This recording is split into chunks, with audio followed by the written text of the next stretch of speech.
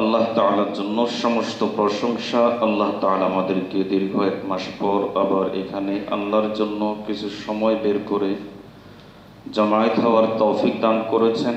এজন্য অন্তঃস্থল থেকে আল্লাহ তাআলার শুকর আদায় করছি, আলহামদুলিল্লাহ। কুরআন মাজিদে আল্লাহ তাআলা বলেন, কিয়ামতের দিন প্রত্যেককে দেখতে পাবে। সেদিন দেখবে যে ইয়াওয়াদ্দুল মুজরিমু লাউ ইফতাদি মিন আযাবি ইয়াউমাইযিন বিবানিহি। সেদিন দেখতে পাবে যে অপরাধীরা তাদের অপরাধ থেকে, কিয়ামতের শাস্তি থেকে, জাহান্নামের শাস্তি থেকে, আল্লাহর আযাব থেকে নিষ্কৃতি পাওয়ার জন্য আল্লাহর কাছে তাদের সন্তানদেরকে মুক্তিপণ হিসাবে দিতে চাইবে। বলবে, হে আল্লাহ, আমাদের সন্তানকে শাস্তি দেন, আমাদেরকে নাজাত দেন। ওয়া সাহিবাতিহি ওয়া আখিহি, স্বামী স্ত্রীকে, স্ত্রী স্বামীকে আল্লাহর কাছে মুক্তিপণ হিসাবে পেশ করতে চাইবে। ভাই ভাইকে মুক্তিপণ হিসাবে দিতে চাইবে। ওয়া ফাসিলাতিহি আল্লাতী তুঈ, দুনিয়াতে মানুষ যাদের কাছে আশ্রয় নিত, যাদের খুঁটির জোরে চলত, কিয়ামতের দিন আল্লাহর কাছে তাদেরকেও মুক্তিপণ হিসাবে সে দিতে চাইবে। বলবে, হে আল্লাহ, এদের কারণে অপরাধ করেছি, এদের দল করে এদের পিছনে চলে অপরাধ করেছি, কাজেই মুক্তিপণ হিসাবে এদেরকে নিয়ে নেন, আমাদেরকে নাজাত দেন। আল্লাহ বলেন যে এভাবে ওয়া মান ফিল আরদি জামিআন সুম্মা ইউনজি, পৃথিবীর মধ্যে যা কিছু আছে সব কিছুর মুক্তিপণের বিনিময়ে সে তার নাজাত কামনা করবে, কিন্তু নাজাত তো পাবে না। এজন্য হযরত ওমর রাদিয়াল্লাহু তাআলা আনহু তিনি যখন ইন্তেকাল করছিলেন, মারা যাচ্ছিলেন, তখন তিনি আকাশের দিকে তাকিয়ে বারবার একটা কথা বলতেন, লাউ আন্না লি তিলাআল আরদি যাহাবান লাফতাদাইতু বিহি মিন আযাবিল্লাহ ক্বাবলা আন আরাহ। যদি সম্ভব হতো, এমনটি যদি হতো, পৃথিবীর যত টিলা আছে, যত পাহাড় পর্বত আছে, সবগুলো যদি স্বর্ণ হয়ে যেত, আর এই সবের মালিক যদি আমি হয়ে যেতাম, আর কিয়ামতের দিন আল্লাহর আযাব থেকে নিষ্কৃতি পাওয়ার জন্য যদি এগুলোকে মুক্তিপণ হিসেবে পেশ করতে পারতাম, তাহলে তাই করতাম, তবুও আল্লাহর আযাব থেকে নাজাত চাইতাম। ইমাম ইবনুল জাওজি রাহিমাহুল্লাহ হযরত ওমর রাদিয়াল্লাহু তাআলা আনহুর এই কথাকে সামনে এনে বলেন, ওমরের মতো ব্যক্তি আল্লাহর আযাবের ভয় তার অন্তরে এই পরিমাণ, আর আমাদের মতো গুনাহগার আল্লাহর আযাবের ব্যাপারে কত নিরাপদ। মনে করি যে আমাদের কোনো আযাবই আসবে না।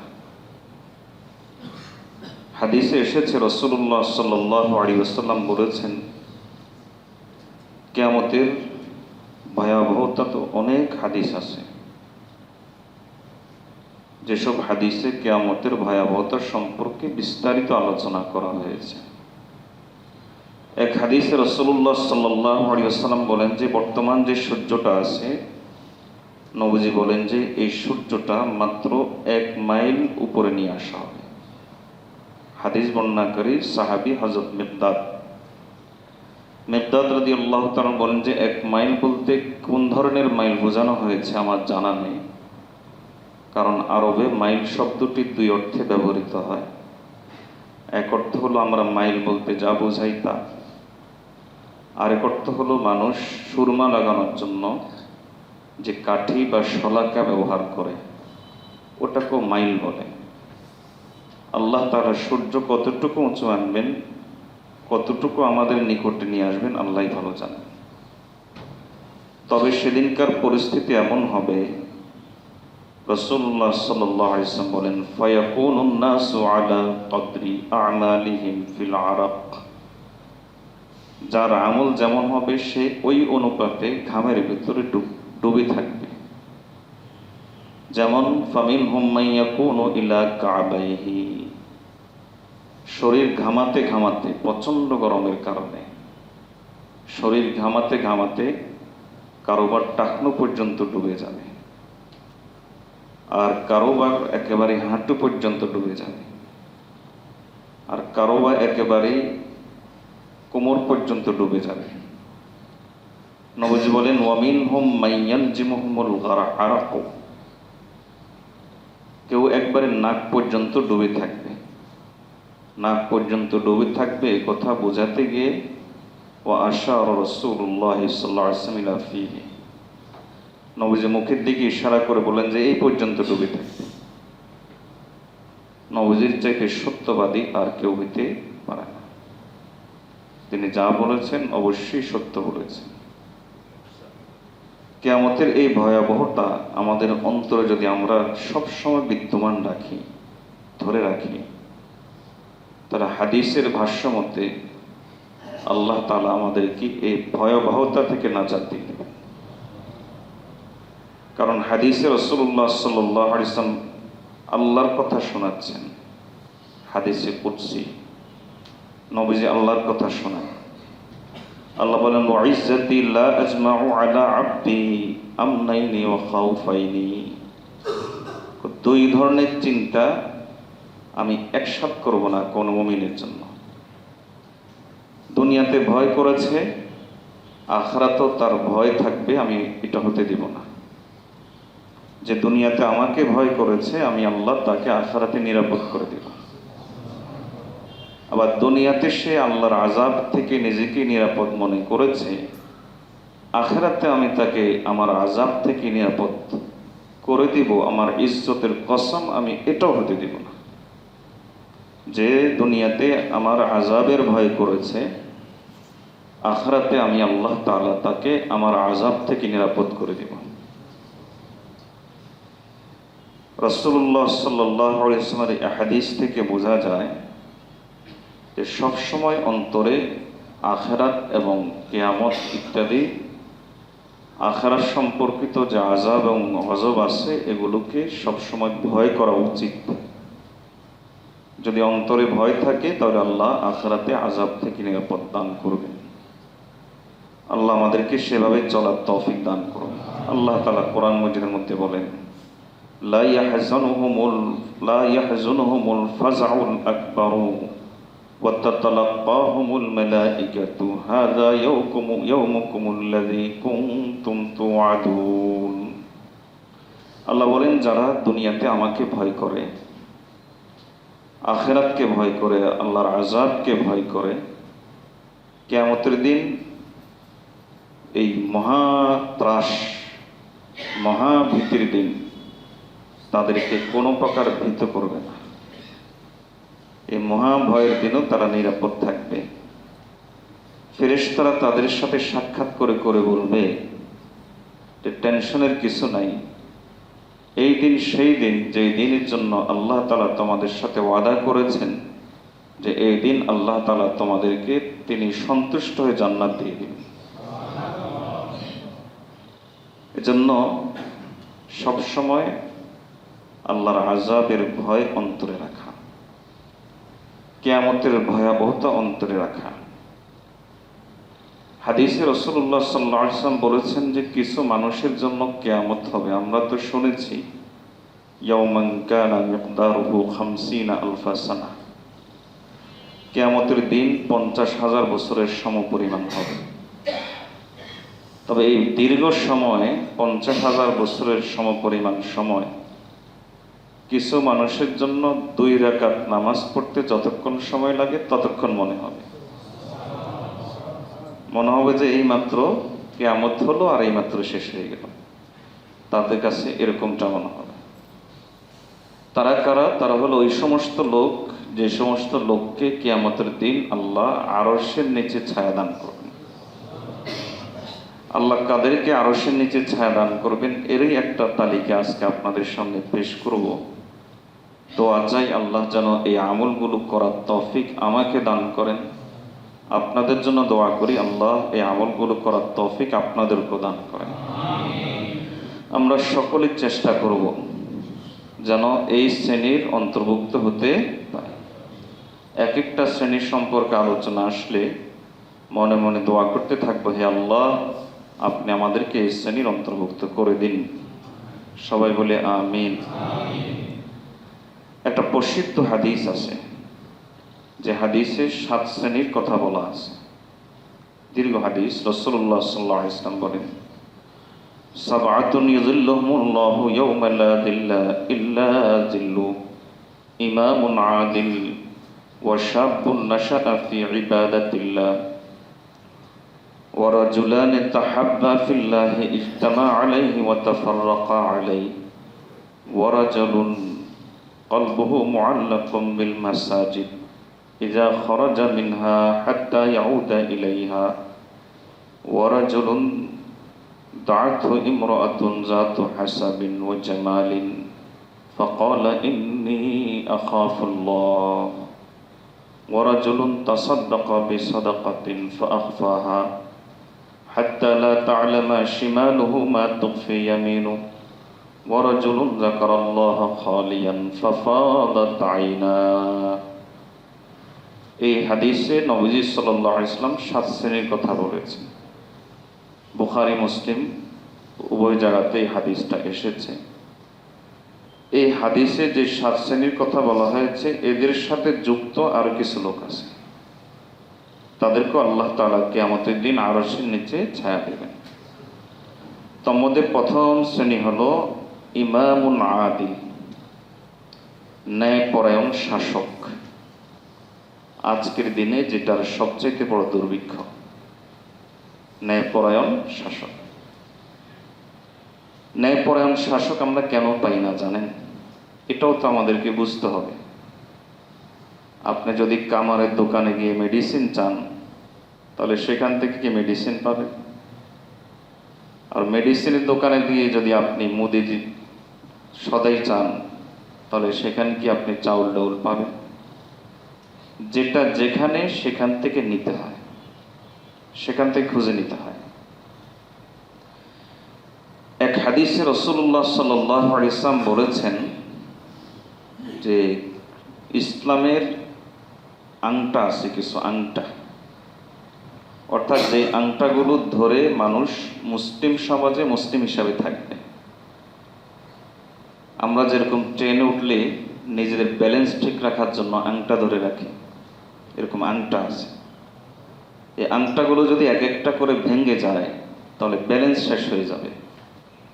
সমাজের মধ্যে জাস্টিস বলতে কিছু থাকবে না, রাষ্ট্রে জাস্টিস বলতে কোনো কিছু থাকবে না। নবীজি সাল্লাল্লাহু আলাইহি ওয়াসাল্লাম বলেন যে ইসলামের সর্বপ্রথম আংটার নাম হলো আল হুকমু, রাষ্ট্র ব্যবস্থা। আর ইসলামের যে রাষ্ট্র ব্যবস্থা, এই রাষ্ট্র ব্যবস্থাকে বলে খেলাফত ব্যবস্থা।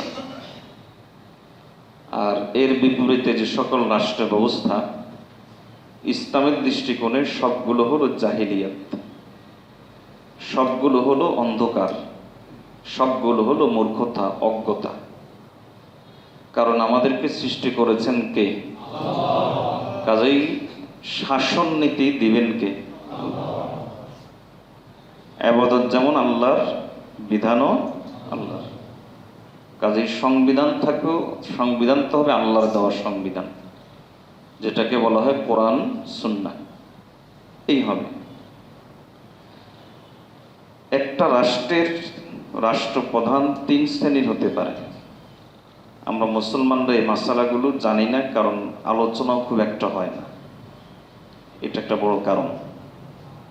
একটা রাষ্ট্রপ্রধান 3 ক্যাটাগরি, যে কোনো এক ক্যাটাগরিতে পড়বেই, এবং প্রত্যেক ক্যাটাগরি রাষ্ট্রপ্রধানের সাথে সাধারণ মানুষের আচরণ কেমন হবে, ইসলামে এ বিষয়ে সুস্পষ্ট দিক নির্দেশনা আছে। প্রথম আল ইমামুল আদিল, যারা ন্যায়পরায়ণ শাসক, ন্যায়পরায়ণ গোষ্ঠী, ভালো মানুষ, ইনসাফ করে এমন শাসক গোষ্ঠী যদি শাসন করে, তাহলে আমার ইচ্ছায় হোক অনিচ্ছায় হোক, আমার পক্ষে হোক বিপক্ষে হোক, তার আনুগত্য করা সর্বসময়ের জন্য ওয়াজিব। আনুগত্য না করলে এটা গুনাহ হয়। কথা বুঝেছেন?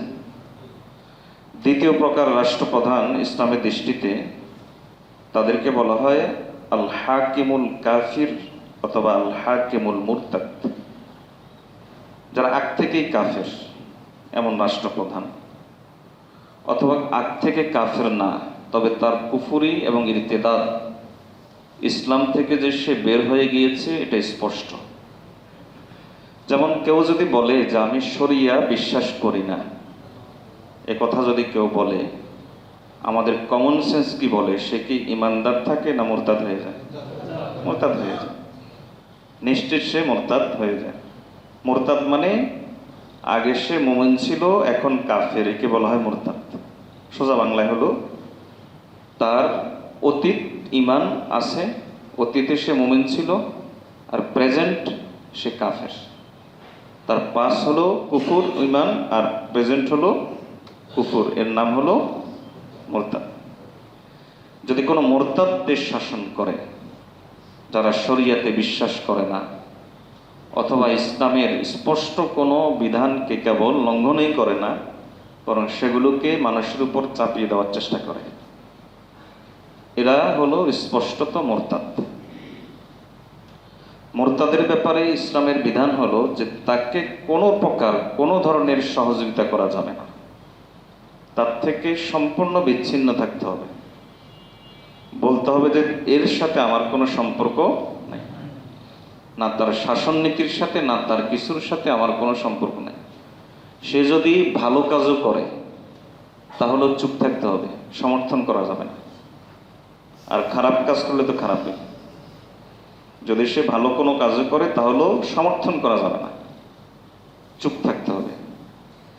আমাদের সমস্যা হলো এই যে আমরা কেউ নিজেকে মুসলিম বললেই তাকে আমরা মুসলমান মনে করি। এখানে দুটা বিষয় আছে।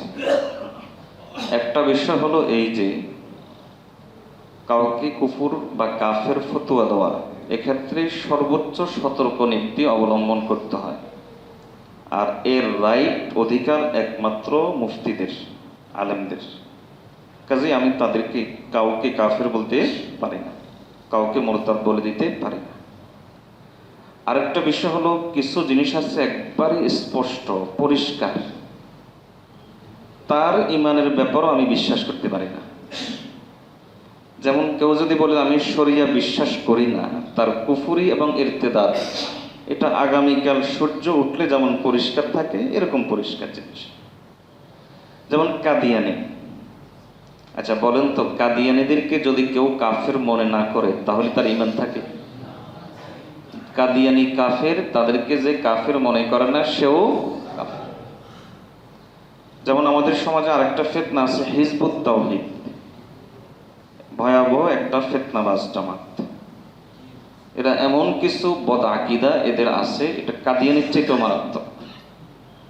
এখন কেউ যদি হিজবুত তাওহীদের এই সমস্ত স্পষ্ট আকীদা দেখার পরেও বললো যে এটা মুফতিদের কাজ, আমি জানি না, তাহলে ভাই তোমার ইমানের বেসিক জিনিসও জানা নাই, তাহলে তুমি কোন অর্থে মুমিন? ইমানের প্রাইমারি লেভেলের যে বিষয়গুলো আছে সেগুলো তোমার জানা নাই, তাহলে তুমি কোন অর্থে মুমিন?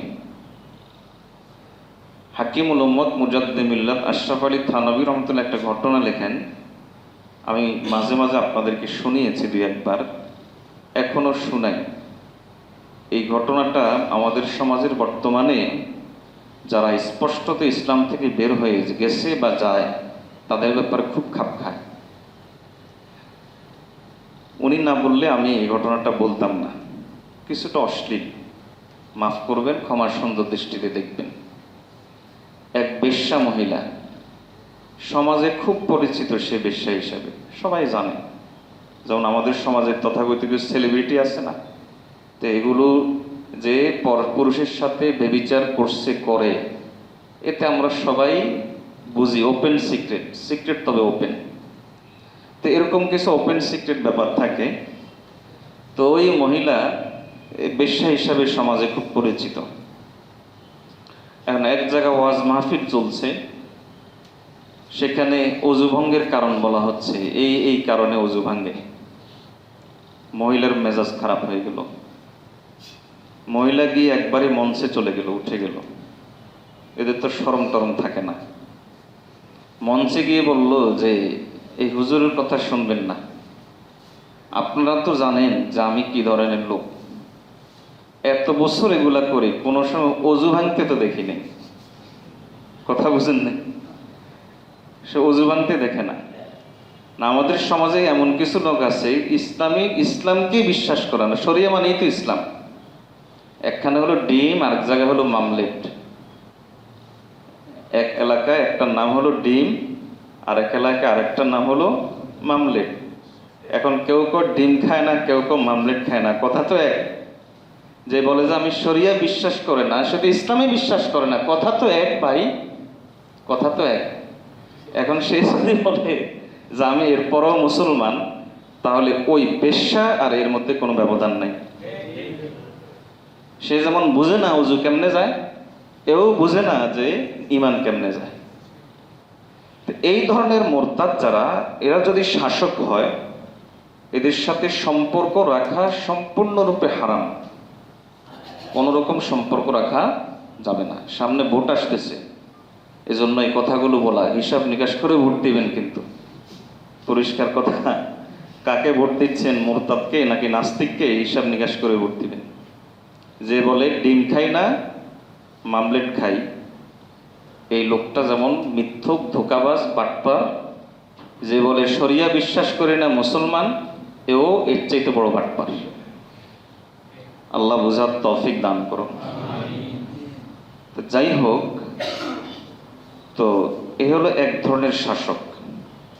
আর আরেক ধরনের শাসক হলো আল ইমামুল ফাসিক, পাপিষ্ঠ শাসক, পাপাচার, পাপাচারের সাথে লিপ্ত। ফিকার কিতাবে আছে এই ধরনের শাসক যারা, তাদের কর্মকাণ্ডের দুইটা দিক আছে।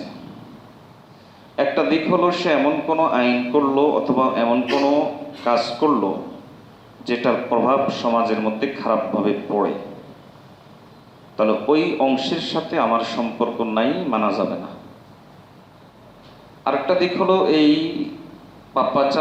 পাপাচারিতাটা শুধু তার মধ্যেই সীমাবদ্ধ, এটা প্রতিক্রিয়াশীল না, আরেকজনের উপর এর কোনো প্রভাব পড়ে না। যদি এমনটা হয় তাহলে তার হুকুম, ওই অংশের সাথে সংশ্লিষ্ট হুকুম মানা নিষেধ না। যেমন কথার কথা ট্রাফিক আইন, একটা আইন আছে, কথার কথা, একটা দেশে একটা ট্রাফিক আইন করলো যে রাস্তা এভাবে করতে হবে, পার্কিং এভাবে রাখতে হবে, গাড়ি এভাবে চালাইতে হবে, তাহলে তার এই কাজটা সমাজের মধ্যে কোনো খারাপ প্রভাব পড়ে না, বরং ভালো। তাহলে এই অংশটা আমার জন্য মানা উচিত। কিন্তু সে বলল যে এমন একটা আইন করলো, যেমন ট্রান্সজেন্ডার আইন করলো, অথবা এরকম শরিয়া বিরোধী কোনো আইন করলো। এখন যেমন স্কুলে গান শিক্ষা দিতে হবে, এরকম একটা আইন করেছে। এই আইনের সাথে আমার কোনো প্রকার একাত্মতা পোষণ করা যাবে না, মানা যাবে না। যদি সম্ভব হয় তাহলে প্রতিবাদ করতে হবে, প্রতিহত করতে হবে, রুখতে হবে। এটা হলো এই অংশের সাথে সংশ্লিষ্ট। তো আমি যেটা বলতে চাচ্ছিলাম যে আল ইমামুল আদিল, অর্থাৎ ন্যায়পরায়ণ শাসক, এটা একমাত্র সৃষ্টি করতে পারে একটা সিস্টেমে। ওই সিস্টেমের নাম হলো খেলাফত সিস্টেম। এর বাইরে এটা কেউ সৃষ্টি করতে পারে না। মূল বিষয় হলো সিস্টেম।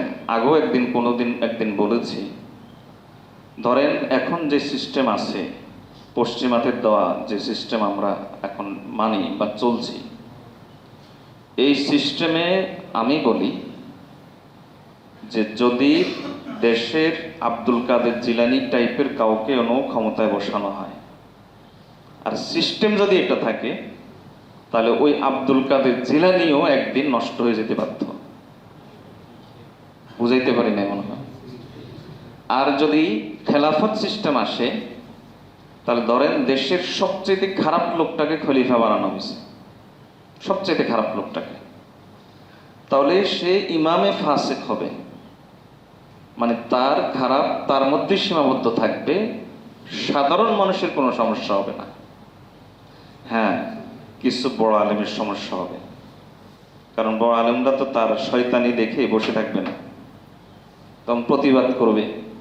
তো প্রতিবাদ করলে হবে কি, জেলে দিবে অথবা দৌড়া মারবে, চাবুক মারবে, কিছু একটা তো করবে।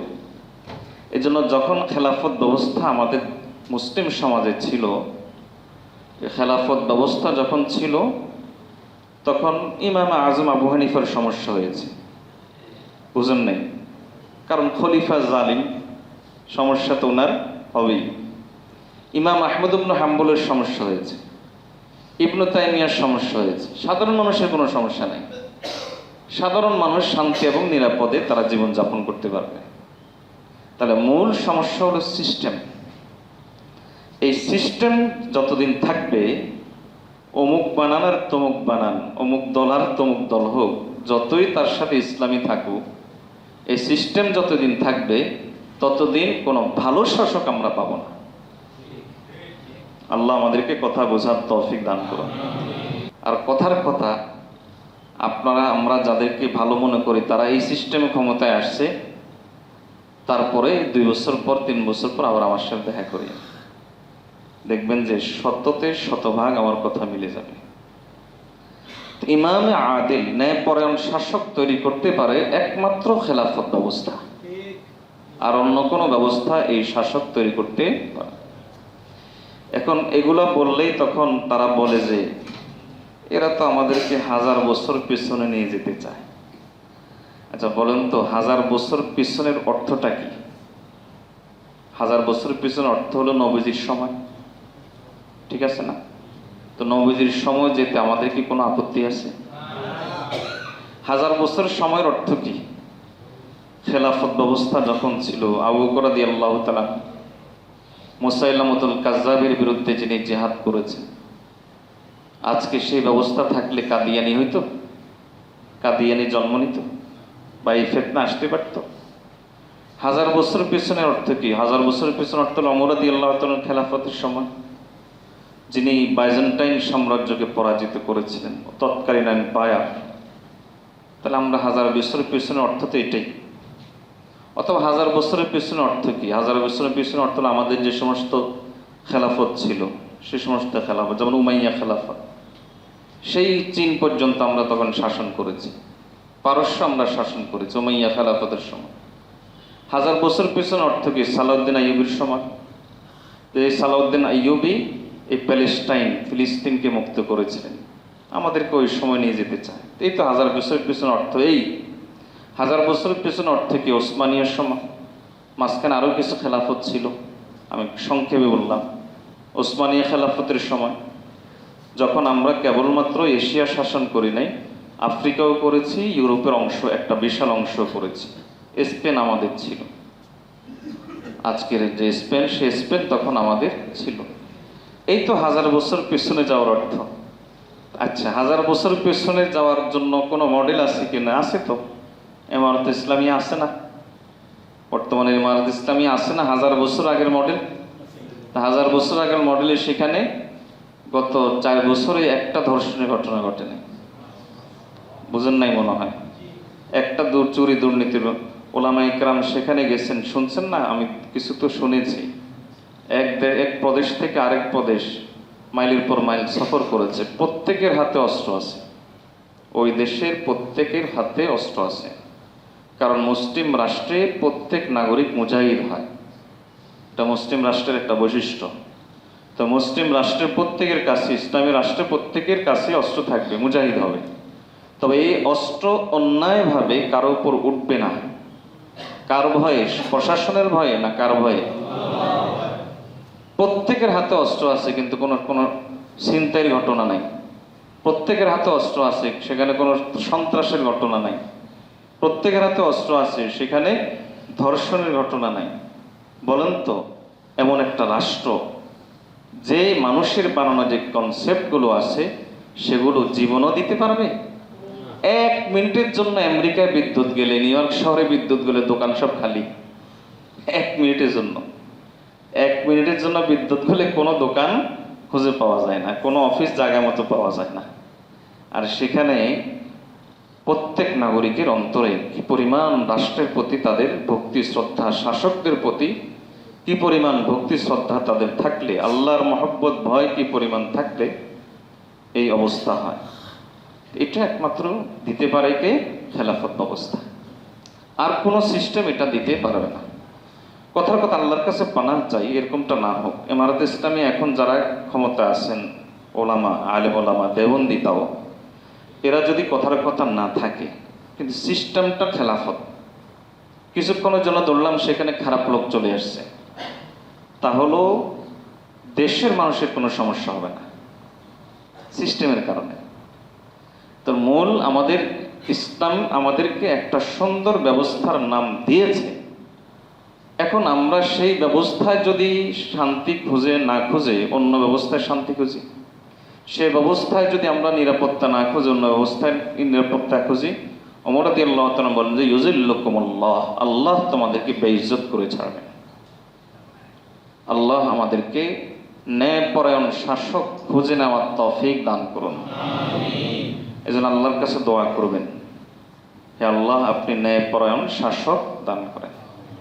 কোন একজন ইমাম বলেছিলেন যে আমি যদি জানতাম যে আমার একটা মাত্র দোয়া কবুল হবে, আর কোনো দোয়া কবুল হবে না, তাহলে আমি দোয়া করতাম মুসলিম শাসকের জন্য, হে আল্লাহ আপনি তাকে ন্যায়পরায়ণ বানাই দেন। তাহলে শাসন ব্যবস্থাটা কত জরুরি। ইসলামের পরিপূর্ণ বেনিফিট, ইসলামের পরিপূর্ণ সৌন্দর্য, বিউটি আপনি ইসলামী খেলাফত ব্যবস্থা ছাড়া কখনো দেখবেনই না। আরে ভাই, ইসলাম তো কেবল নামাজ, রোজা, হজ, যাকাত নাম না। নামাজ, রোজা, হজ, যাকাত তো ইসলাম, এগুলো ইসলাম এবং ইসলামের অত্যন্ত গুরুত্বপূর্ণ বিষয়।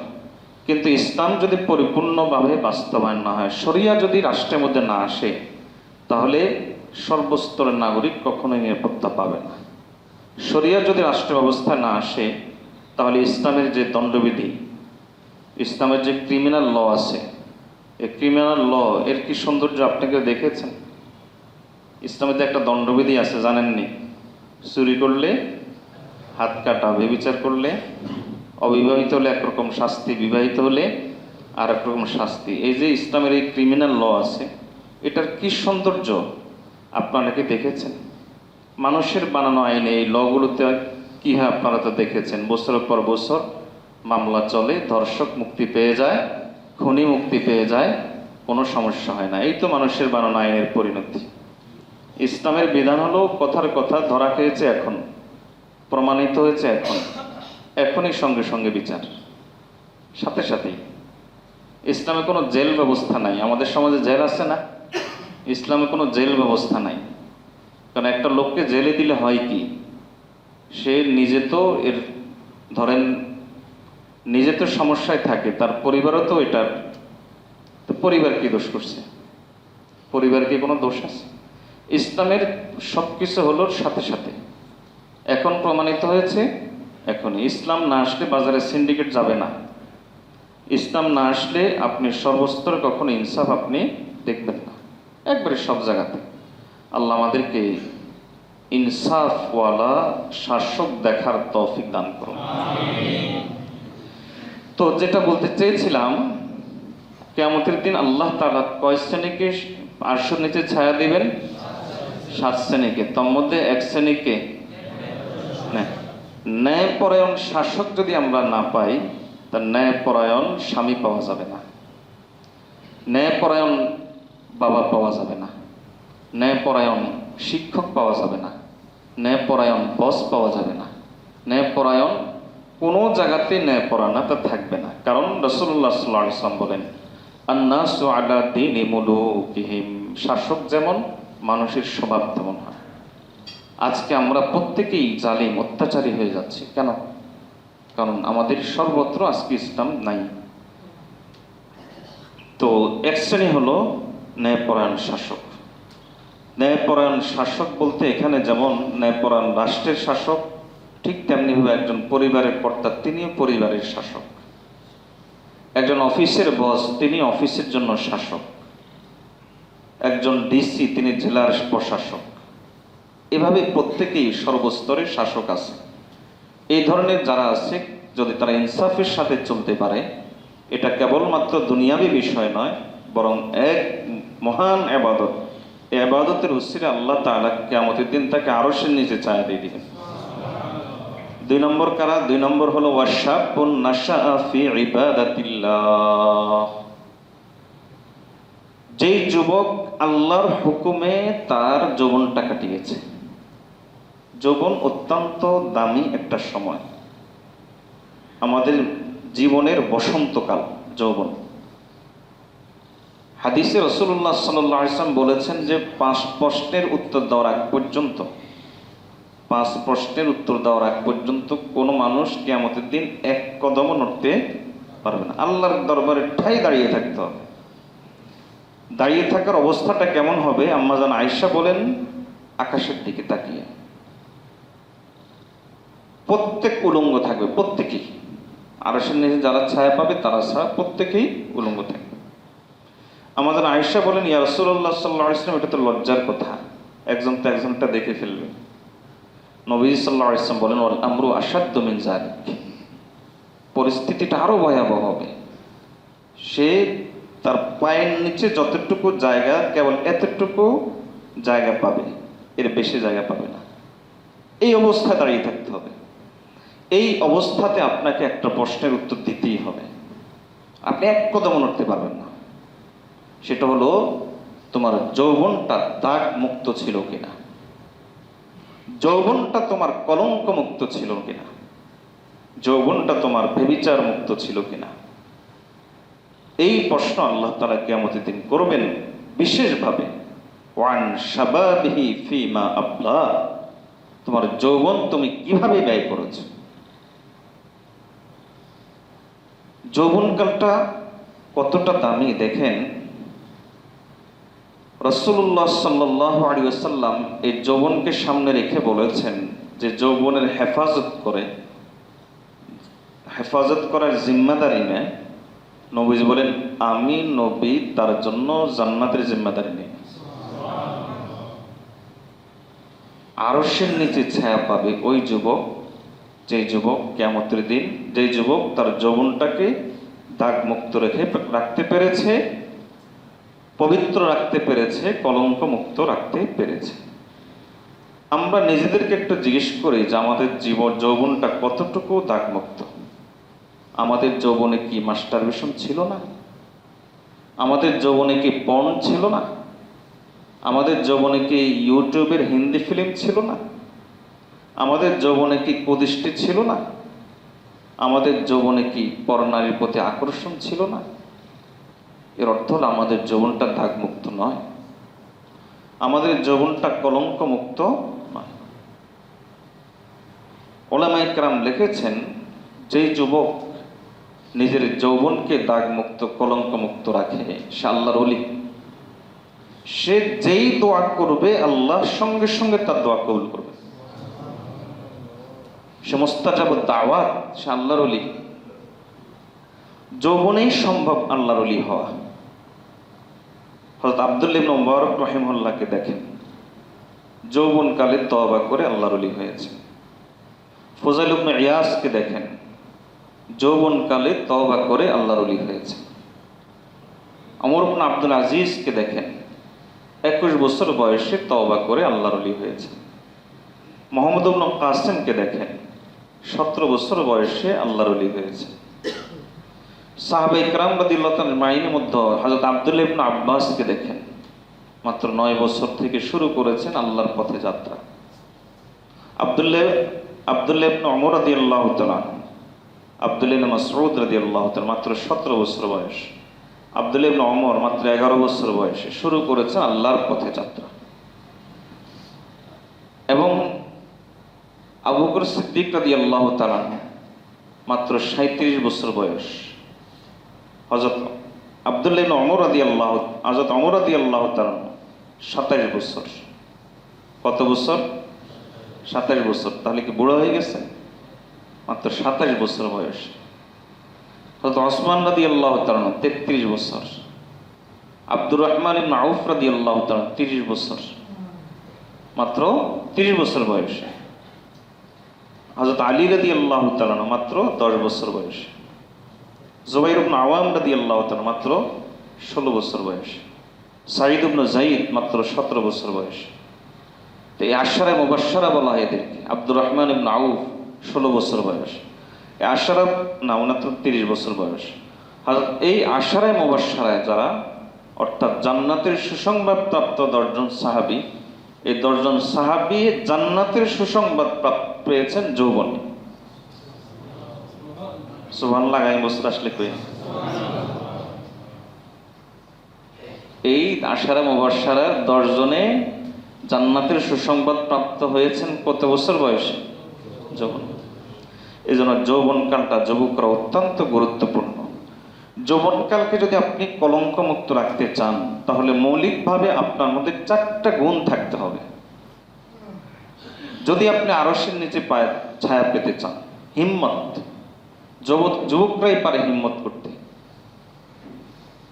যুবকরাই পারে হিম্মত করতে। আরে ভাই, এভারেস্ট জয় করা যায়, আল্লাহর ওলি হওয়া এভারেস্ট জয় করার মতো এত কঠিন কাজ না, আর অনেক সহজ কাজ। দুনিয়া কামানো কঠিন, আখিরাত কামানো খুব সহজ। দুনিয়া কামানো কঠিন, তা আমরা কঠিনটার পেছনে পড়ে আছি, সহজটাকে আমরা ছেড়ে দিছি, এ হলো সমস্যা। তো যুবক যদি এভারেস্ট জয় করতে পারে, তাহলে সে আল্লাহর ওলি হইতে পারে না কেন, পারবে না কেন? যে যুবকগুলো এই কঠিন কঠিন কাজগুলো চ্যালেঞ্জ নিতে পছন্দ করে, যৌবনের বয়সটা সে চ্যালেঞ্জ নিতে পছন্দ করে, যেই যুবক আল্লাহর ওলি হওয়ার চ্যালেঞ্জ গ্রহণ করবে, আমি বলবো সে যুগের আব্দুল কাদের জিলানী, বাইজিদ বুস্তামি হয়ে যাবে। চ্যালেঞ্জ গ্রহণ করতে হবে। মুহাম্মদ ইবনে সিরিন রাহমাতুল্লাহ একটা প্রসিদ্ধ কথা আছে। এখনকার যুবকেরা অধিকাংশ, গতকালকেই এক যুবক আমাকে শোনাচ্ছিল যে তার সাথে বন্ধু বান্ধব ছিল 10-12 জন। তো সে আমাকে বলছিল এই 10-12 জনের মধ্যে 10-12 জনেই ছিল সন্দেহ রোগে আক্রান্ত। সন্দেহ মানে আল্লাহর বিষয়ে সন্দেহ। আপনি আমি বুঝবো না এই মসজিদের পরিবেশে থেকে, আর আমরা যারা দ্বীনের পরিবেশে আছি তারা আমরা বুঝবো না যে আমাদের জেনারেল ভাইরা কি পরিমাণ বেঈমানি রোগে আক্রান্ত আছে। নিজেকে অমুসলিম ঘোষণা দিতে পারে না, কারণ দোটানা কাজ করে। একদিকে পরিবারকে দেখে একরকম, সমাজকে দেখে একরকম, মানুষ জুমার নামাজে আসলে শুনে একরকম, ওলামা ইকরামের কাছে শুনে আরেক রকম, আরেকদিকে শিক্ষা ব্যবস্থা একরকম, আবার যে সোশ্যাল মিডিয়াগুলো আছে সেগুলোতে আরেক রকম দাওয়াত, একটা কনফিউশনে থাকে। হযরত আয়েশা রাদিয়াল্লাহু তাআলা সম্পর্কে তার সন্দেহ, নাউযুবিল্লাহ, তার পবিত্রতা নিয়ে তার সন্দেহ, অথচ তার পবিত্রতার ঘোষণা করেছেন কে? আল্লাহ। বিস্ময়কর ব্যাপার হলো যে আল্লাহর বান্দা তার এই সন্দেহগুলো আমার কাছে বলছে, মাশাআল্লাহ তার মুখসুন্নতি দাঁড়িয়ে। তাহলে একজন প্র্যাকটিসিং মুসলিম, যে ইসলাম প্র্যাকটিস করে, তার মনের এই অবস্থা, তাহলে অন্যদের মনের কি অবস্থা?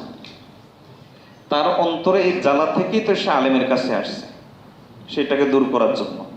এটা অবশ্যই অবশ্যই ভালো, এবং এটাই তার হওয়া উচিত ছিল। সে উচিত কাজটাই করেছে, করণীয় কাজটাই সে করেছে। কিন্তু হাজার হাজার নয়, লক্ষ লক্ষ যুবক এরকম আছে যারা ওলামা ইকরামের কাছে আসে না। আসে না কেন? কারণ এটাকে কোনো বিষয় সে মনে করে না। এটা যে গুরুত্ব দিতে হবে, এটাকে সে এরকম গুরুত্ব দেওয়ার বিষয় সে মনে করে না। মনে করে যে রাস্তায় যেরকম সাইনবোর্ড দেখছি, ইউটিউবে একটা খারাপ জিনিস শুনেছি এক কথা, একটা নাস্তিকের একটা বই পড়ছি এক কথা, সে এতটুকুই মনে করে। তো হাজার হাজার লোক এই সন্দেহের ভিতরে কেন থাকে জানেন? যুবকদের মধ্যে এই যে সন্দেহ প্রবণতা, এই সন্দেহ প্রবণতার পেছনে এর কারণ হলো মুহাম্মদ ইবনে সিরিন রাহমাতুল্লাহ আলাইহি বলেন, আসরাউন নাসি রিদ্দাতান আহলুল আহওয়া। তিনি বলেন যে মানুষ খুব দ্রুত মুরতাদ হওয়ার দিকে, বেঈমান হওয়ার দিকে অগ্রসর হয় একটা গুনার কারণে, তার নাম হলো অশ্লীলতা। কথা বুঝাইতে পারি নাই? মানুষ দ্রুত মুরতাদ হয়, নাস্তিকতার দিকে অগ্রসর হয় একটা গুনার কারণে, তার নাম অশ্লীলতা। এবার বলেন, আমাদের যৌবন কার এই অশ্লীলতা থেকে মুক্ত? শেখ আজিজ জাকারিয়া রহমতুল্লাহর কথাটা এমনিতেই বলতেন না যে কুদৃষ্টি দেয় সে ঈমান নিয়ে মরতে পারে না। কুদৃষ্টি কেবলমাত্র রাস্তার কুদৃষ্টি দেওয়া না, গার্লফ্রেন্ডের হাত ধরা এটাও ব্যভিচার, এটাও ব্যভিচার। বিভিন্ন এখন কমিউনিটি আছে, ছাত্রদের মধ্যে গ্রুপ স্টাডি হয়, বিভিন্ন জিনিস লেনদেন হয়, এগুলো কুদৃষ্টি, এগুলো ব্যভিচার। আল্লাহ আমাদেরকে বোঝার তৌফিক দান করুন। একটা সময় আমরা বলতাম, ওলামা ইকরাম বলতো যে আপনি আপনার সন্তানকে স্কুলে পড়ান, ডাক্তার বানান, ইঞ্জিনিয়ার বানান, অসুবিধা নাই, তবে এর আগে মুসলমান বানান। এখন এটা বলে না। দুঃখিত, মুসলিম উম্মার জন্য ইঞ্জিনিয়ার হওয়ার চাইতে ঈমান টিকিয়ে রাখা এটা আরো বেশি জরুরি। দুঃখিত, মুসলিম উম্মার জন্য ডাক্তারের চাইতে ঈমান টিকিয়ে রাখা এটা আরো বেশি জরুরি। আজকে শিক্ষা প্রতিষ্ঠানগুলোতে যা হচ্ছে, কেবলমাত্র নাস্তিক মুরতাদ বানানো হচ্ছে, নাস্তিক মুরতাদ বানানো হচ্ছে। দুইটা গিয়ে প্রেস ক্লাবের সামনে গিয়ে যদি অনশন করে, একটা আন্দোলন করে, সরকার মেনে নেয়,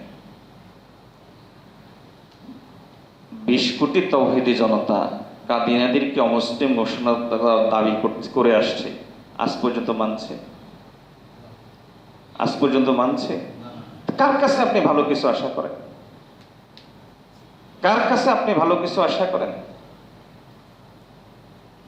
আজ পর্যন্ত এই যে স্কুলে যে বিগত স্বৈরাচার সরকার স্কুলের মধ্যে যে সিলেবাসে যে কাণ্ড করে গেছে, এটার কোনো সংশোধনী আসছে? এর উল্টা আপনার শিক্ষা উপদেষ্টা বা বিভিন্ন স্তরের মধ্যে হিন্দু বসায় রাখছে। এটা মুসলিম রাষ্ট্রের শিক্ষা উপদেষ্টা, চিন্তা করেন না। আল্লাহ আমাদেরকে কথাগুলো বোঝার তৌফিক দান করুন। কথা অন্যদিকে চলে যাচ্ছে, কি যেন বলতেছিলাম।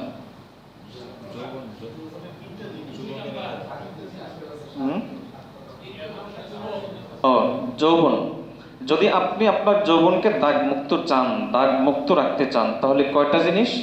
চারটা। তিনটা কেন? তিনটা কে কইছে? তাহলে ভালো ভালো শ্রোতা নাই এখানে।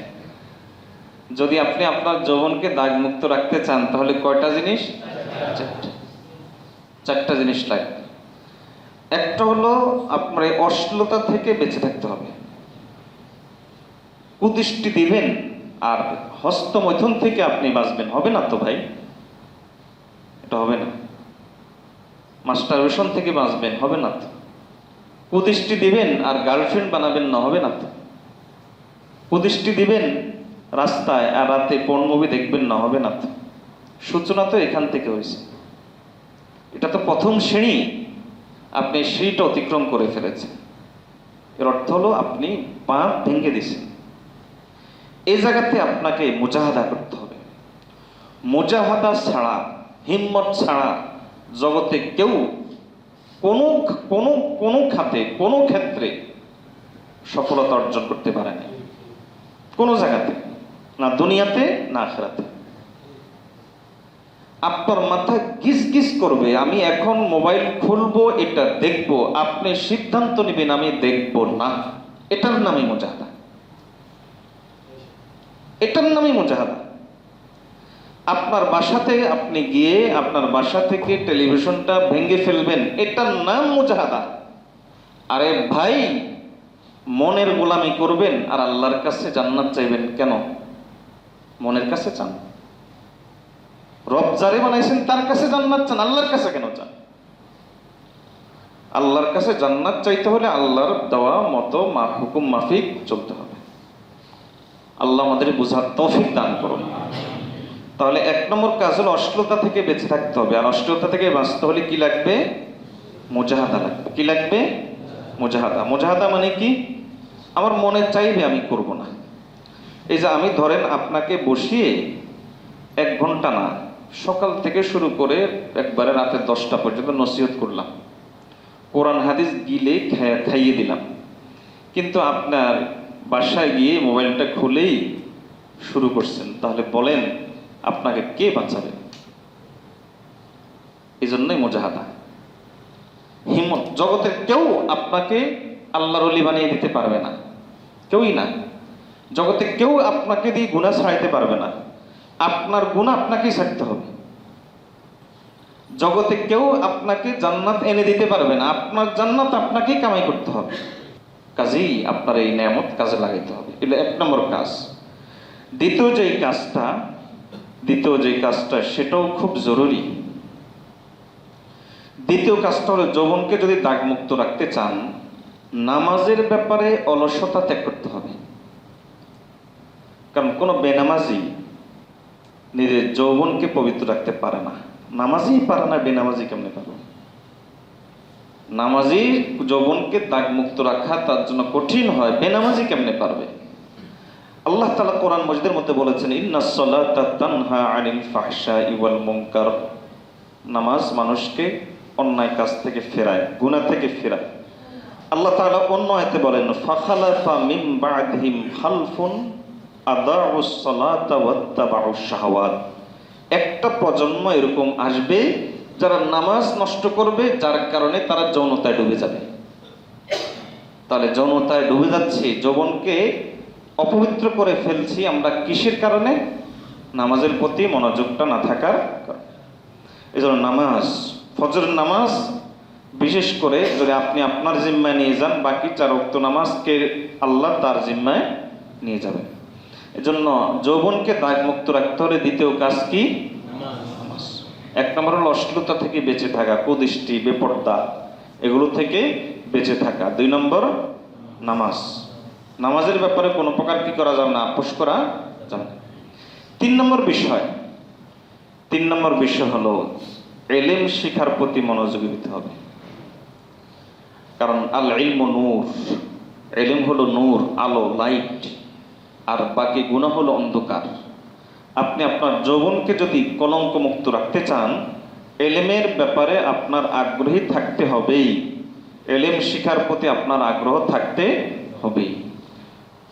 আল্লাহ আমাদের তৌফিক দিন।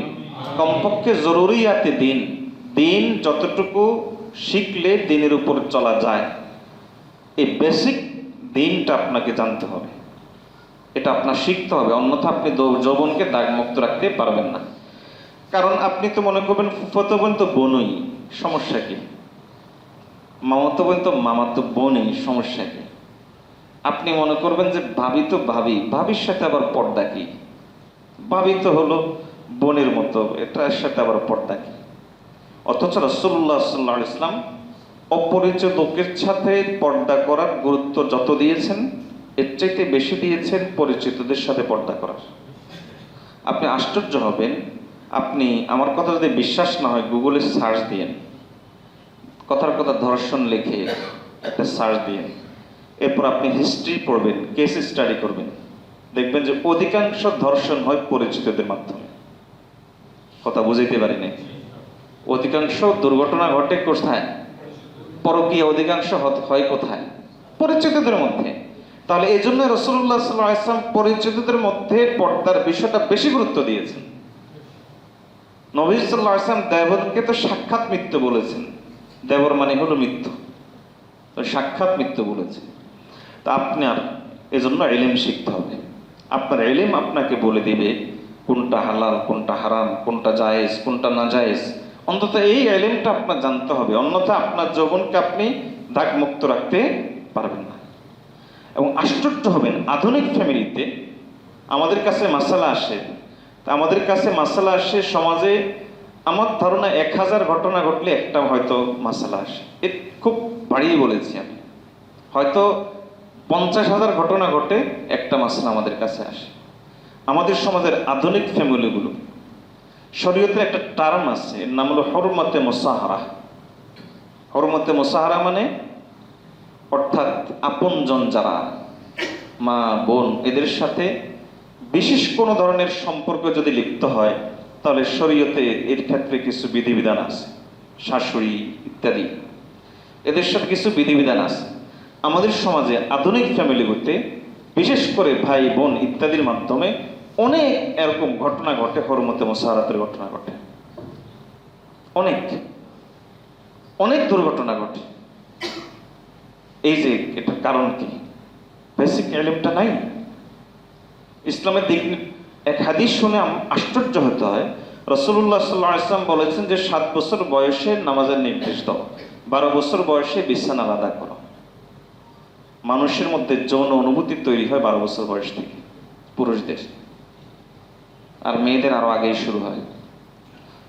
যৌন যে ফিলিংস, এটা শুরু হয় 12 বছর বয়সে। 15 বছর বয়সে সে এটা বুঝে পুরাপুরি, কিন্তু ফিলিংসটা আসা শুরু হয় 12 বছর বয়সে। নবী সাল্লাল্লাহু আলাইহি ওয়াসাল্লাম বলেন যে 17 বছর বয়সে তুমি তোমার সন্তানকে বিয়ে দিয়ে দাও। এক হাদিসে পরিষ্কার আছে 17 বছরের কথা। এখন আমার ছেলে যতক্ষণ প্রতিষ্ঠিত হবে না বিয়ে দিব না। আরে ভাই, এই ছেলে এই মেয়ে যদি গুনাহ করে, দায়ভার কার? এই দায়ভার কার? সে আপনি কি আপনার ছেলে মেয়ের রিজিক দাতা হয়ে গেছেন, খোদা বনে গেছেন? আপনি বাপ, খোদা না। আপনি বাবার দায়িত্ব আদায় করেন। ছেলে মেয়ে বিয়ের উপযুক্ত হয়েছে, বিয়ে দিয়ে দেন। কলঙ্ক মুক্ত যৌবন, দাগ মুক্ত যৌবন। এই সমস্ত সমস্যা হয় কেন? এলেম না থাকার কারণে। এজন্য দাগ মুক্ত যৌবনের জন্য এলেম থাকাটা জরুরি। আর আপনার যৌবন বয়সে আপনার সন্তানকে, অথবা আপনি যদি যুবক হন, এই বয়সে একজন হক্কানি আলেমের সাথে মিশিয়ে দিবেন, ভালো পরিবেশের সাথে তাকে মিশিয়ে দিবেন। তাবলীগে পাঠিয়ে দেন, অথবা একজন হক্কানি আলেমের মজলিসে বসিয়ে দেন, আলেমের সাথে সম্পর্ক করিয়ে দেন। অন্যথায় সে তার যৌবনকে দাগ মুক্ত রাখতে পারবে না, কলঙ্ক মুক্ত রাখতে পারবে না। এজন্য যৌবনকে দাগ মুক্ত রাখতে হলে এই 4টা জিনিস জরুরি। আমরা আমল করার চেষ্টা করবো তো ইনশাআল্লাহ। আল্লাহ আমাদেরকে তৌফিক দান করুন। রাসূলুল্লাহ সাল্লাল্লাহু আলাইহি ওয়াসাল্লাম বলেন যে ওই যুবক, যেই যুবক তার যৌবনটাকে আল্লাহর হুকুমের ভিতরে কাটায়, কিয়ামতের দিন আল্লাহ তাআলা তাকে আরশের নিচে ছায়া দান করবেন। 3 নম্বর, ওয়ারাজুলুন কলবুহু মুআল্লাকুম বিল মাসাজিদি ইযা খারাজা মিনহা হাত্তা ইয়াউদা ইলাইহা।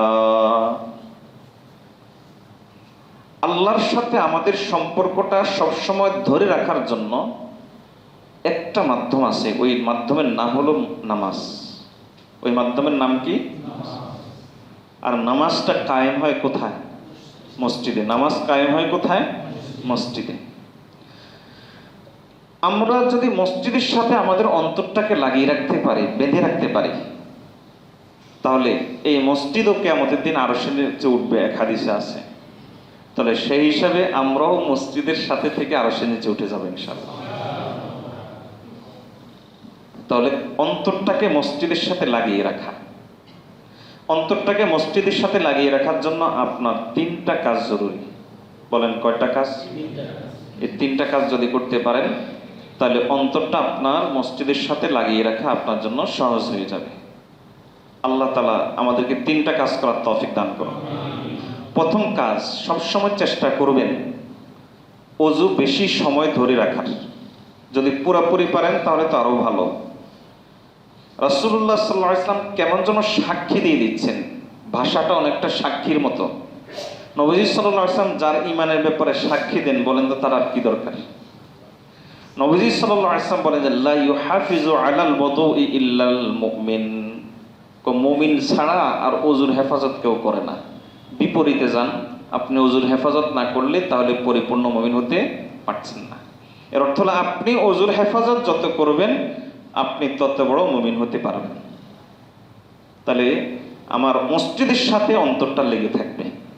আজান পড়েছে, ওযু আছে, তখন মানসিকতা হবে এরকম, ঠিক আছে ওযু যখন আছে নামাজটা পড়ে। আর ওযু না থাকলে চিন্তা হবে, ঠিক আছে বাসায় গিয়ে পড়বো। দেখছেন চিন্তার পরিবর্তন। চিন্তার এই পরিবর্তনটা কি জন্য? ওযু আছে এবং ওযু নাই এই কারণে। এজন্য মসজিদের সাথে অন্তরটাকে লাগিয়ে রাখতে হলে প্রথম কাজ কি? অজুর সাথে থাকা। অজুর সাথে আপনি যদি থাকতে পারেন তাহলে আল্লাহ তাআলা মসজিদের সাথে অন্তর লাগিয়ে রাখবেন। রাসূলুল্লাহ সাল্লাল্লাহু আলাইহি ওয়াসাল্লাম হাদিসের মধ্যে বলেছেন, যখন অজু করতে মনে চায় না অলসতার কারণে, অথবা এখন আপনি ফার্ম গেট থেকে উঠেছেন, আচ্ছা এখন জোহরের আজান দিয়েছে, চিন্তা করলেন ঠিক আছে বাসায় গিয়ে নামাজের ওয়াক্ত তো থাকবে, 3টা তো তখন বাজবে, নামাজের ওয়াক্ত তো আছে, আমি তারপর বাসায় গিয়ে নামাজটা পড়ব। যদি আপনার এই চিন্তাটা থাকে তাহলে আপনি ফজিলতগুলো থেকে বঞ্চিত হবেন। কিন্তু আপনি যদি বলেন যে এই কষ্টের সময় আমি কষ্ট করে নামবো, ওযুটা করব, নামাজ পড়ব, নবীজি সাল্লাল্লাহু আলাইহি ওয়াসাল্লাম বলেন যে তোমার গুনাহ মাফ হবে, জান্নাতে তোমার মর্যাদা বেড়ে যাবে। ওযুর সাথে থাকার চেষ্টা করা।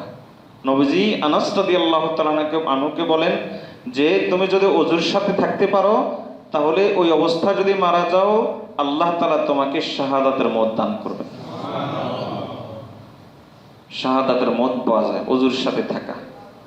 এজন্য মসজিদের সাথে অন্তরটাকে লাগিয়ে রাখার জন্য প্রথম কাজ হলো সবসময় ওযুর সাথে থাকার চেষ্টা করা। যুবকদের এই বড় সমস্যা, যদি বলে নামাজ পড়তে আসো, তাবলীগওয়ালা ভাইয়েরা দাওয়াত দেয়, হুজুর কাপড়টা ঠিক নেই।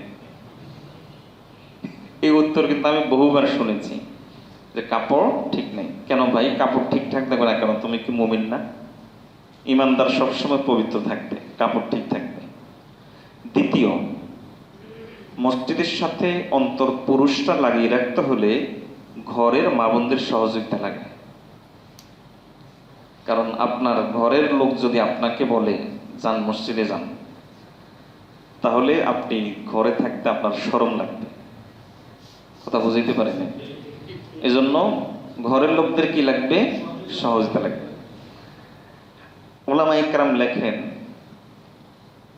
যেই পুরুষ মসজিদে জামাতের সাথে নামাজ আদায় করে, ওই পুরুষের পরিবারে মহিলারা যদি 2টা কাজ করে তাহলে পুরুষ নামাজের সাথে জামাতের সাথে নামাজ আদায় করে যে সওয়াব পায়, ওই 2টা কাজ করলে মহিলারা ওই সওয়াব পেয়ে যায়। কটা কাজ? 2টা কাজ। পুরুষ মসজিদে এসে জামাতের সাথে নামাজ আদায় করলে, যদি জুমা মসজিদ হয় তাহলে 1 রাকাতে কত রাকাত? 500 রাকাত।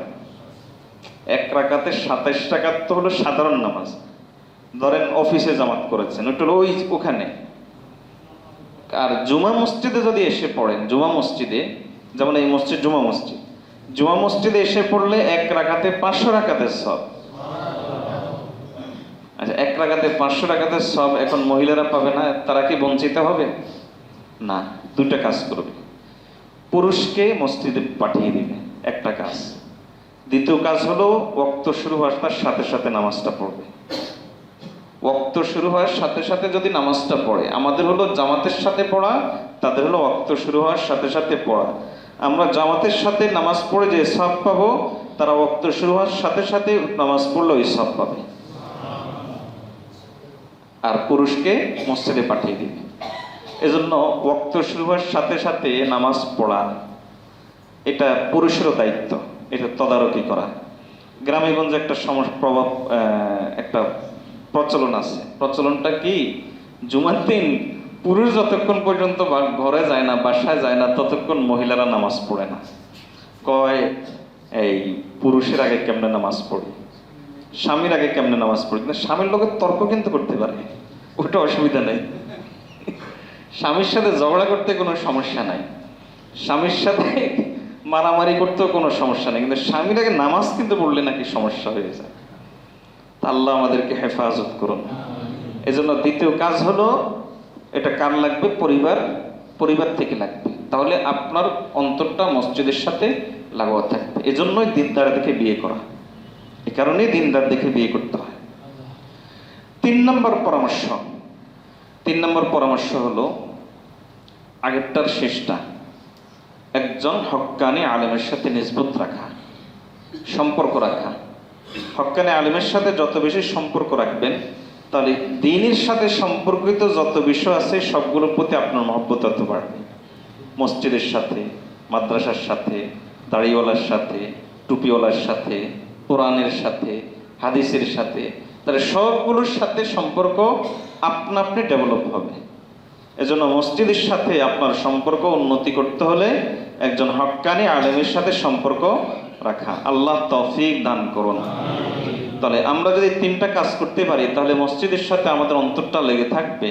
আর মসজিদের সাথে অন্তর লেগে থাকলে কাল কিয়ামতের দিন আমাদেরকে আল্লাহ কোথায় ছায়া দিবেন?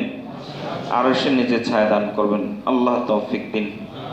আচ্ছা, মসজিদের সাথে অন্তর লাগিয়ে রাখার কথা বলা হয়েছে না মসজিদের সাথে আপনার শরীর লাগিয়ে রাখার কথা বলা হয়েছে? তাহলে এর অর্থ কি? যেখানে থাকবেন অন্তরটা মসজিদে থাকে, মানে কি আপনি সবসময় সতর্ক থাকবেন, কখন আজান হবে, কখন মসজিদে যাব, কখন আজান হবে, কখন মসজিদে যাব। একটা মাসালা আছে, কথার কথা খানা উপস্থিত, এখন প্রচন্ড ক্ষুধা আপনার আছে। ইমাম আবু হানিফা রাহিমাহুল্লাহ বলেন জামাত ছুটে যাওয়ার আশঙ্কা থাকলে ভিন্ন কথা। ইমাম আবু হানিফা রাহিমাহুল্লাহ বলেন যে আগে তুমি নামাজ না পড়ে আগে খানাটা খাও, তারপর নামাজ পড়ো। এখন এটা করতে গিয়ে আবার জামাত ছুটে যাবে না, ওটা ভিন্ন বিষয়। জামাত ছুটে যাওয়ার আশঙ্কা থাকলে আগে জামাতের সাথে নামাজটাই পড়বে, স্বাভাবিক অবস্থায় আর কি। ধরেন সবাই এখানে একসাথে জামাত করবে, এখন সবার ক্ষুধা, একটা প্রোগ্রাম হয়েছে, এখন একসাথে জামাত করবে, সবার ক্ষুধা। ইমাম আবু হানিফা রাহিমাহুল্লাহ বলেন আগে খাও তারপর নামাজ পড়ো। আর অন্যান্য ইমামরা বলেন যে আগে নামাজ পড়ো তারপরে খাও। অন্যান্য ইমামরা তাদের অনুসারীরা একটু মশকরা করে, এটা হলো মানে মহব্বতের ঝগড়া আর কি। তো মশকরা করে বলে যে দেখছো ইমাম আবু হানিফা নামাজের চাইতে খানাকে অগ্রাধিকার দিছে, কত বড় খাদক, খানাকে অগ্রাধিকার দিচ্ছে নামাজের চাইতে। আবার আমাদের ওলামা ইকরাম উত্তর দেন না, ইমাম আবু হানিফা নামাজকে অগ্রাধিকার দিয়েছেন, কারণ মুমিন তো সে যখন খানা খাবে তখন তার মাথায় গিজ গিজ করবে কি নামাজ নামাজ নামাজ, বুঝুন নাই?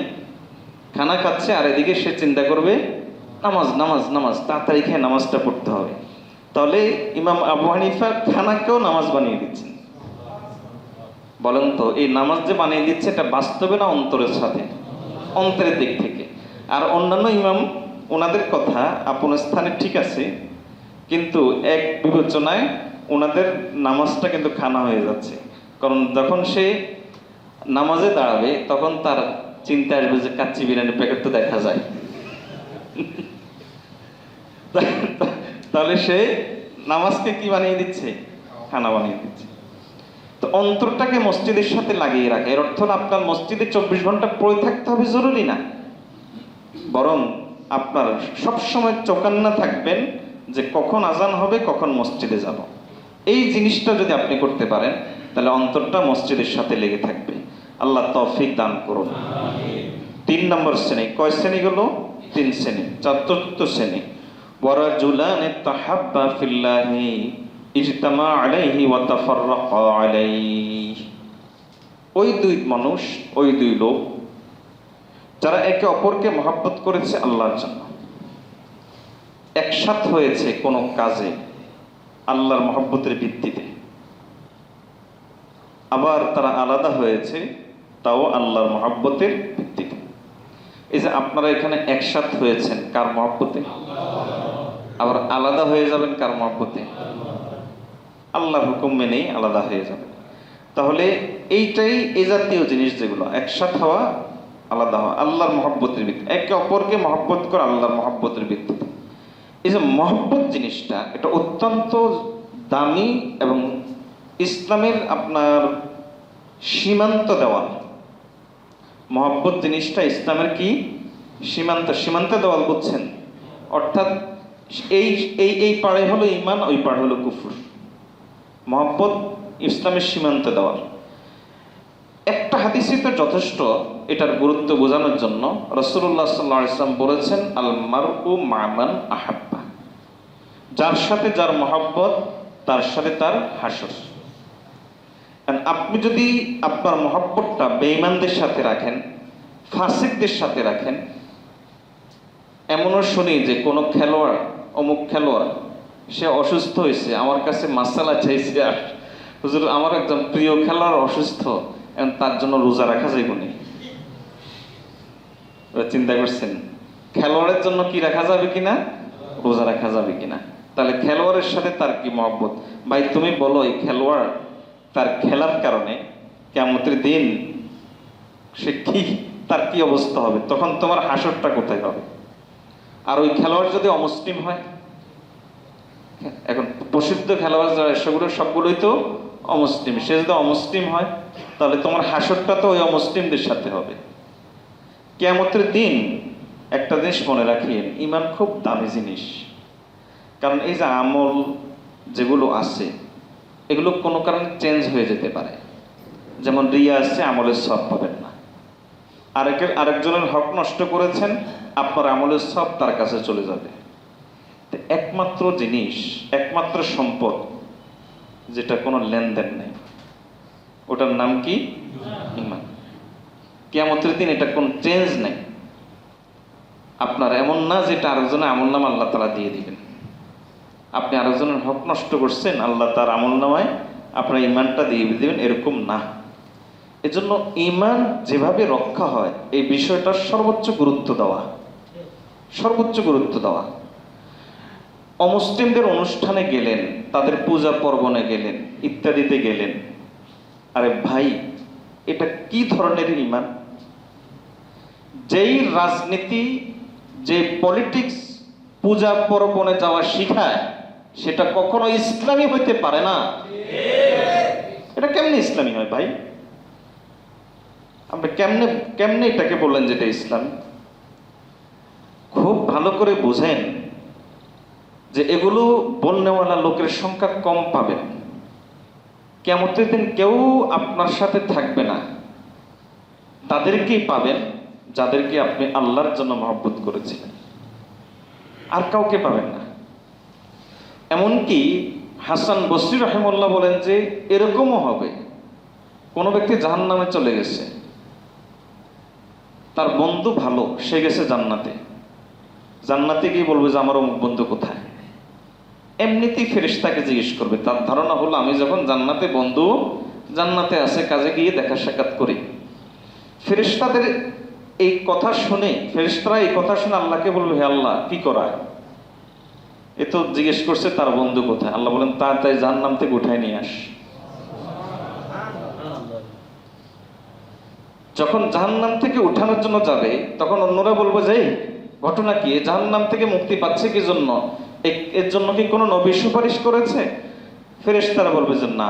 তাহলে কে সুপারিশ করেছে? তার আওলাদের মধ্যে হাফেজ ছিল, আলেম ছিল, শহীদ ছিল, কে?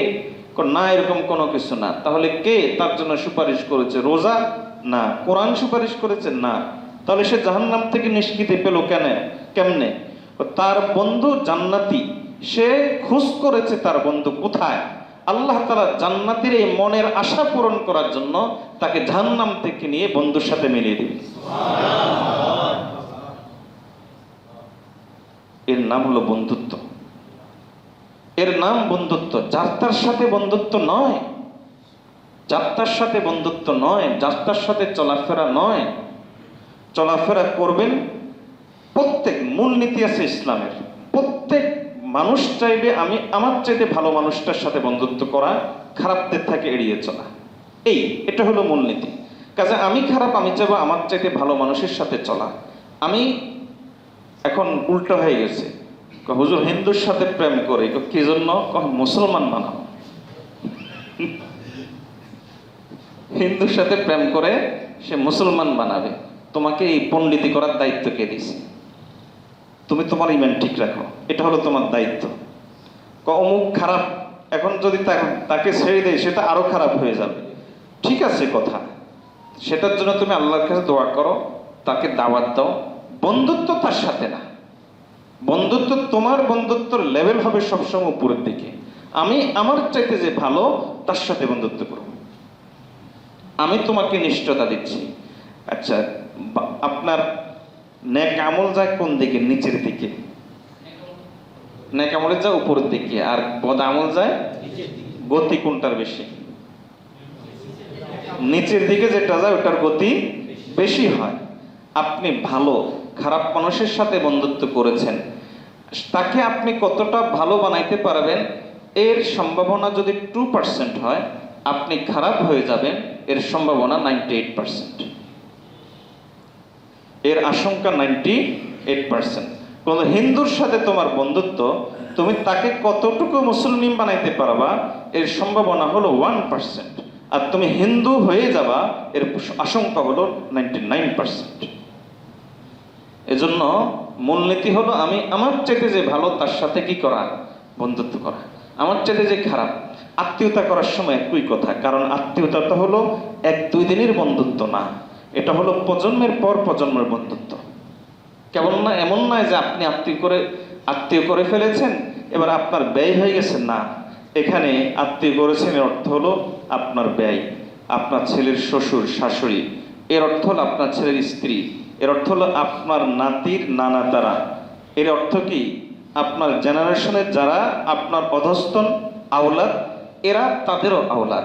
তাহলে একদিনের বন্ধুত্ব হচ্ছে না, বরং প্রজন্মের পর প্রজন্মের জন্য বন্ধুত্ব হচ্ছে।